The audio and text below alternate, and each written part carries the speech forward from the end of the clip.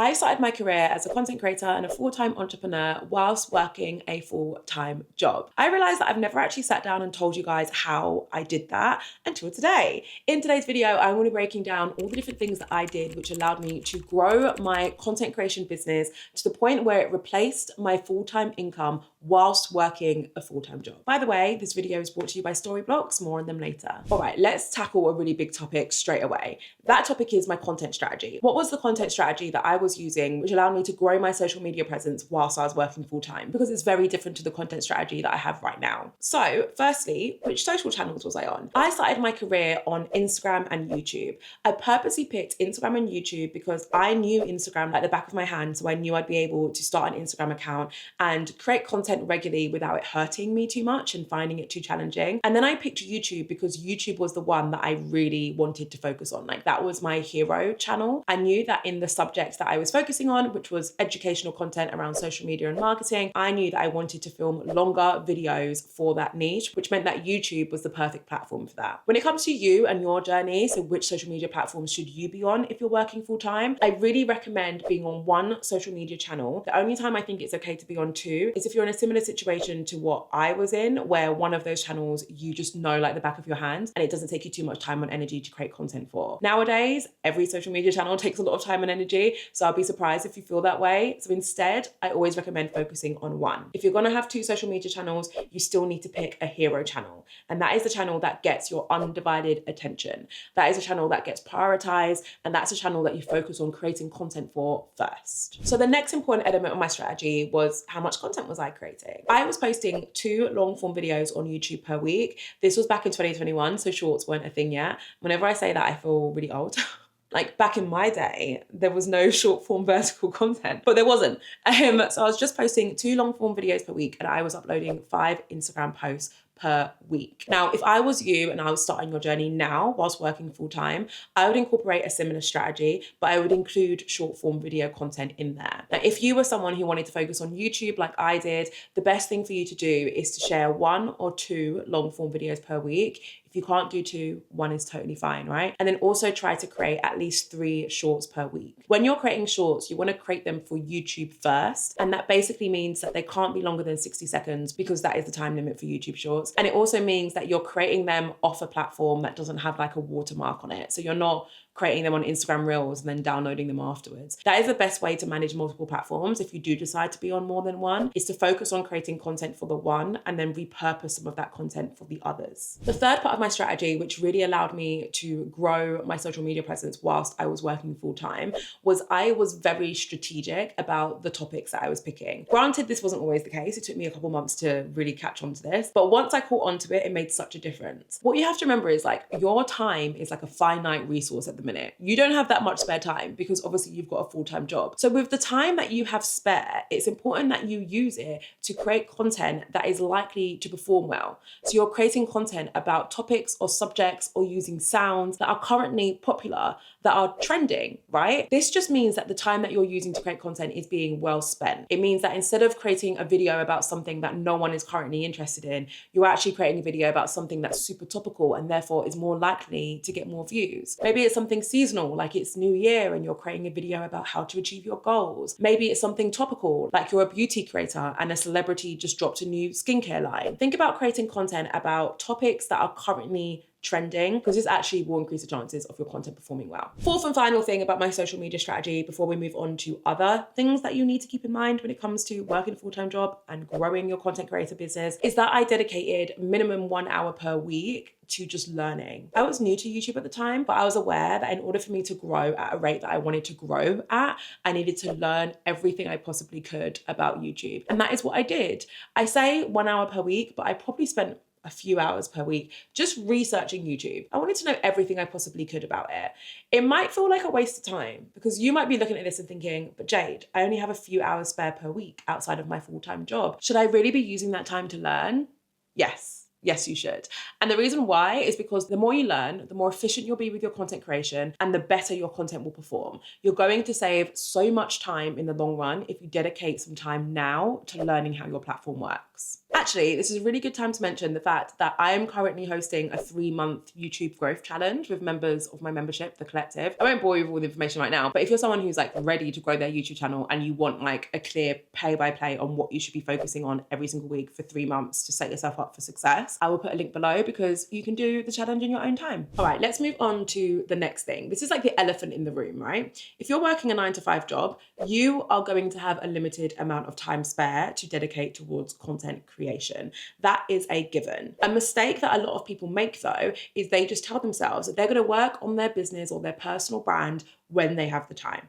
So instead of being really clear on how many hours per week you're going to spend on this project, you're just telling yourself that when you have the time, you'll spend it on the project. Now, the reason why this doesn't work is because it will either lead you to burning out, or it will lead you to not doing anywhere near as much work as you need to do on the project. Which way you go will just depend on your personality type. If you are inclined to overworking, you're gonna burn out. If you're inclined to procrastinating, you're not gonna get enough work done. Instead, we wanna be really clear about how many hours per week you're gonna dedicate to your social media presence and what days you're going to do it. So you're gonna schedule this time in. I'll give you a bit of insight as to how much time I was spending. In the early days, I was spending between 8 to 12 hours per week on my personal brand, and majority of those hours came on the weekend. That was a lot easier for me to do back then because we were in the middle of that big global thing that we're not supposed to say on social media that was happening. So I didn't really have any social plans, so it was a bit easier back then. And I will say, for full transparency, towards the last few months of me having both a full-time job and this business, so just before I quit my full-time job, I was working a lot more hours than that. I would say I was pushing like 20 plus hours per week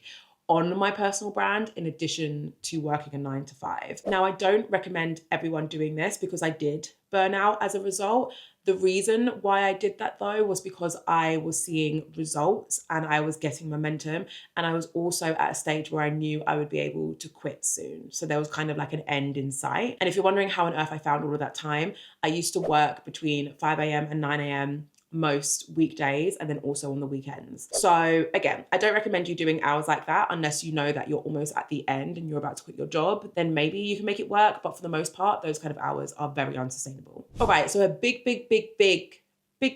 how many times do you reckon I just said big, thing that you should do if you're working 9-to-5 and trying to become a content creator is you gotta use some shortcuts. Oh, I did not do this enough in the beginning. I did not, but I'm doing it now. So at least I learned. One huge shortcut that I wish I did in the early days was I wish I spent less time filming B-roll or trying to create these fancy motion graphics on my videos when I could have gotten all of it from Storyblocks. The perfect example of this is I had this awful intro to my videos. I feel like it's probably still there on my really early videos, and honestly, if you love me, you won't watch them.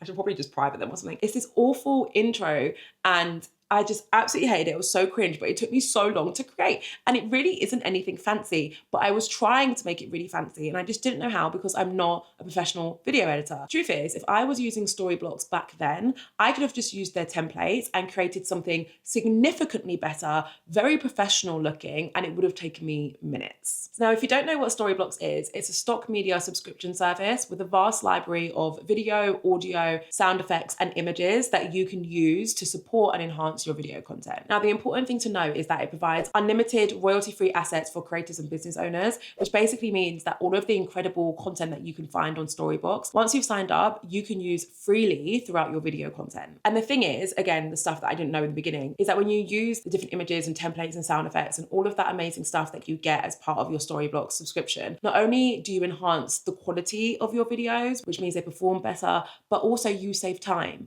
And as we've already established in this video, your time is a finite resource. So we should not be playing around when it comes to using different tools which will save you time. Now, if you're editing your own videos and you're using Premiere Pro or After Effects, you can actually sync with Storyblocks and get access to their entire library inside your editing platform. This is really cool because you can utilize features like their smart audio, which basically recommends the best audio for the videos that you're using. So you remember when I keep on talking about saving time? Do you know how much time I've wasted trying to find the right audio or track for my content, but using smart audio, Storyblocks will basically do that for you. Now, of course, I'm going to put a link to Storyblocks in the description. It's worth noting that when you get started, you get unlimited downloads at one predictable subscription cost. So you don't have to worry about like pay-per-click pricing. You don't have to think to yourself, oh my God, how much money do I need to put aside for different assets this month? You know how much money it's going to cost you every single month, and that subscription will unlock unlimited downloads to all of the content on Storyblocks. You can also enhance your social media videos by using Storyblocks label music tracks directly in TikTok, Instagram, Facebook, and YouTube. My favorite part, which I alluded to previously, is of course their templates. You can choose from thousands of pre-made professional templates and add motion graphics like title animations, overlays, logo reveals to enhance the production value of your content, and to do it in a way that's nice and easy and doesn't require hours of your time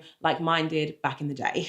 All right, guys, to get started with Storyblocks, head to storyblocks.com/Jade Beason. Of course, the link will be in my description. All right, so the next thing I need you to consider in your plight to grow your content creation business whilst working a full-time job is the actual stuff that you're spending your time on. What I want you to do is to focus on your needle movers. These are the things that are actually getting you closer towards your goal. And even though that sounds obvious, like you're probably thinking, well, obviously, everything I'm doing is going to help me reach my goal. You'll be surprised because there'll be a lot of things that you're doing, a lot of tasks that you're doing on a weekly basis that actually aren't helping you move towards your goal. Or there will be one or two tasks which are helping you get towards your goal significantly quicker than the other tasks are. If you're unsure on what your needle movers are, let me answer you some questions which might help. If you're on multiple social media channels, which one is performing the best?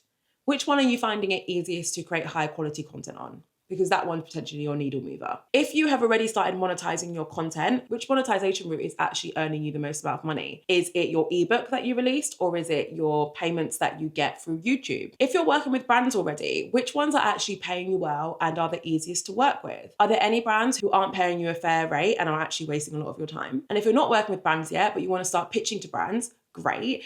Make sure you're pitching to brands who are actually likely to work with you. Like, is there any evidence that this brand that you're about to pitch to actually works with similar creators to you? Because if there's not, then it's probably not worth crafting a pitch for them. See where I'm going with this? All right, so the final thing that you guys need to consider is, of course, outsourcing. Of course. I would be a terrible human being if I did not make it clear that I hired a video editor who's the same video editor who is currently editing this video. So we've been working together for years now, months into my journey. I can never remember exactly how long into my journey this was, but between 6 to 8 months maybe into my journey, I hired a video editor. The reason why I did this is because I created a time audit, and my time audit clearly told me what tasks I needed to outsource and therefore who I needed to hire. When I say a time audit, it's nowhere near as complicated as it sounds. I literally wrote down every single thing that I did on a weekly basis. And then alongside that, I wrote down how much time I spend doing that thing. So for example, I would write down video editing. And at the time, it's actually embarrassing to admit, I was spending like 8 hours on video editing a week. It was insane because I'm not a natural video editor. Like, it took me a little while. So after doing that audit and seeing very clearly that there's a huge chunk of time that I can get back on a weekly basis by hiring one person, I made the decision to hire a video editor. Of course, there were financial implications and different things to consider. For me, I was at a stage where I was starting to monetize, which meant that I had money that I could reinvest into my brand, and I made the decision to do so, and it was one of the best decisions that I ever made. Okay, guys, I hope you found that useful. For any of you who are trying to grow your content creator business whilst working full-time, know that it is completely possible, and I really hope these tips will help you. If you feel like hanging around, I recommend watching this video. It's all about how your favorite content creators are actually making money. Also, how much they're making. It's a lot. Thank you so much for watching as always. I can't wait to see you in my next video.